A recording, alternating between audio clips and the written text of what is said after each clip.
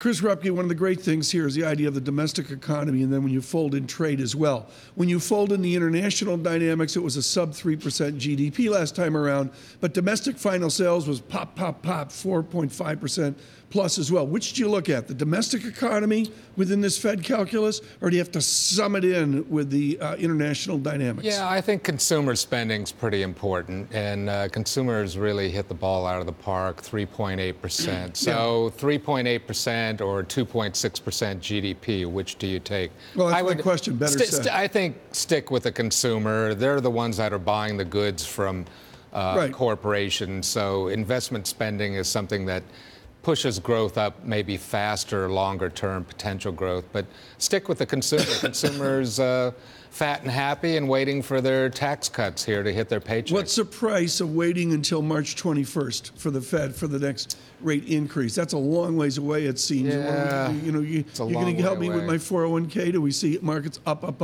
in anticipation? I don't know. I mean, the latest buzz now is that the 40-year bond market rally is over and rates are going to go higher.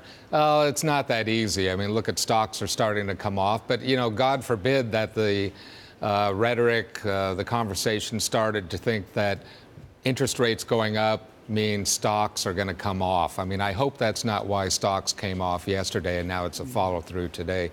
We wouldn't want to see that. I don't think rates are anywhere near neutral levels, let alone restrictive levels. They got to go well above 3% before it's going to slow the economy. Chris, do you worry about a big repricing in bond yields, in treasuries, and what does that mean for the rest of the markets? No, not too worried. You know, I mean, the only thing I'm trying to get it to do is for bond yields to go up to 3%. What we've noticed over time is that the bond yield, 10-year Treasury yields, don't really go above where the Fed funds rate is going to be. So, you know, the Fed funds rate isn't even anywhere near 3%. The Fed's only saying 2.5% at most this year for the Fed funds rate. So, you know, the bond market here has a healthy yield cushion, you know, above where the Fed funds rate is going to go. I don't know if bond yields are going to sell off forever here, even though I want higher yields, certainly.